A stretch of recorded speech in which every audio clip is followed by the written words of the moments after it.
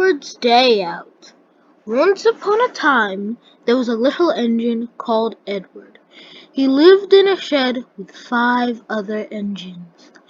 They were all bigger than Edward and boasted about it. "The driver won't choose you again. They want big, strong engines like us." Edward had not been out for a long time, and he began to feel sad. Just then the driver and fireman came along to start work. The driver looked at Edward. "Why are you sad?" the driver asked. "Would you like to come out today?" "Oh, yes, please,"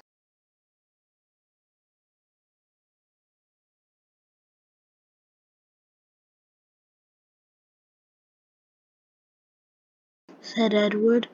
So the fireman lit the fire and made a nice lot of steam.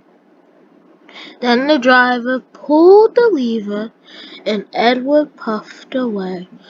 "Look at me now! Look at me now! Look at me now!" he said to the other engines.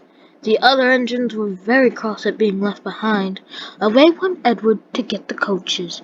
"Be careful, Edward. Don't bump and bang us like the other engines do," said the coaches. So Edward came up to the coaches very, very gently, and the shunter fastened the coupling.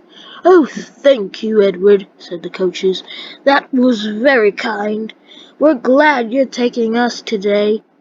Then they went to the station where the people were waiting.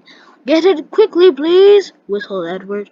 So the people got in quickly, and Edward waited happily for the guard to blow his whistle and wave his green flag. He waited and waited. There was no whistle and no green flag. "Where is that guard?" whistled Edward anxiously. The driver and fireman asked the station master, "Have you seen the guard?" "No," he said. Then they asked the porter, "Have you seen the guard?" "Yes."